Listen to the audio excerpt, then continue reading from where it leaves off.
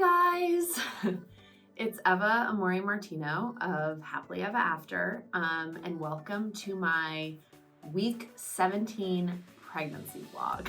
So I just wanted to apologize that there is no week 16 pregnancy vlog. We were having some computer issues last week with the new operating system being updated on the Macs, and I was traveling. Anyway, long story short, it didn't end up happening. So we missed week 16, but in the good news, we're a week further along. So I guess that is good. So yeah, I just kind of wanted to update you. So the baby, our baby boy, is now the size of a pomegranate, which feels big all of a sudden, until like conceptually. So that's a big change for me. I think it's getting more real now that everything is happening. I'm feeling really well, which is great. I think the second trimester, I've been lucky. It's been really good to me. I'll just show you my bump so you can see kind of what I'm dealing with. So there is my 17-week, or end of 17 week now, almost 18. But this is a recap, so we'll say 17. And so the baby's the size of a pomegranate. I'm feeling pretty good. My cravings have been moving into a more comfort food territory. So I was craving a lot of, Asian food, sushi, Japanese food, Chinese food, a lot of Korean food. So I've always craved during my pregnancies Korean food, and like kimchi in particular, and Korean soups. So it's moved from that, and I still like those things, into, this week we were shooting Thanksgiving for the blog. And so I was cooking a lot of Thanksgiving foods and really into them. So I ate my weight in mashed potatoes this week. So that was really fun. And a lot of sides. I'm more of a sides person and stuffing than turkey person. I usually just get like one little piece of turkey on my plate, and then I load up on stuffing and sides and everything. So that was really fun. I've also been starting to crave more sweets. I have never really been a sweets craver during my pregnancies. So that's been kind of interesting. Like, I really wanted frozen yogurt the other day. So I went and got that, obviously the dairy-free version. And in terms of versions, it's been like steak, sometimes burgers, depending on the burger. Like any proteins that are really thick or chewy to eat. But the really weird thing, I think I've mentioned this before in my videos, both of my other pregnancies, or all three, because I had a miscarriage between my two children, that was pretty late in the first trimester. So all of my pregnancies so far, I've had a really strong aversion to salmon.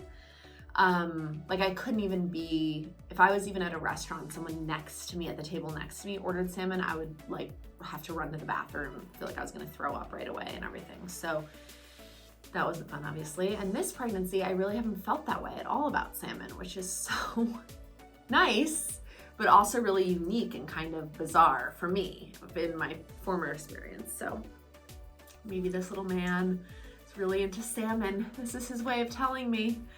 But anyway, so that's been going on. In other news, I've been feeling him move a lot more, and I think we're getting close to the time where the kids are going to start being able to feel him move, and Kyle. So I'm excited for that. I think that's really exciting. And I think just as he grows bigger, not so much discomfort has started, but more of just the physical sensations of my body growing and changing, which now that this is my, technically fourth rodeo, but third this far in a pregnancy, those feelings aren't so like alarming or unusual to me, but they are a little bit scary because I've done this before, and now I'm remembering that at a certain point a baby comes with all of this. And I'm just starting to feel a little bit emotional and overwhelmed, I think. Plus I'm, heading into the busy season with work now, so I haven't had a lot of time to just decompress or really set aside time to connect with this baby, which is upsetting to me. It's starting to get upsetting to me because I think I was just trying to, I was going with so much momentum in the first trimester into the second trimester, just trying to like get through not feeling well and getting, having everyone aware that I was pregnant and all that kind of stuff. And now that I'm here, I'm starting to feel emotional about just not that this is kind of all moving so fast, and I haven't really found a way to set aside time to connect with this baby. And I know that I'm definitely not alone in that with moms of 3 kids. I'm sure every mom who has had or is having a third feels like they have less time to connect with this pregnancy than the ones before.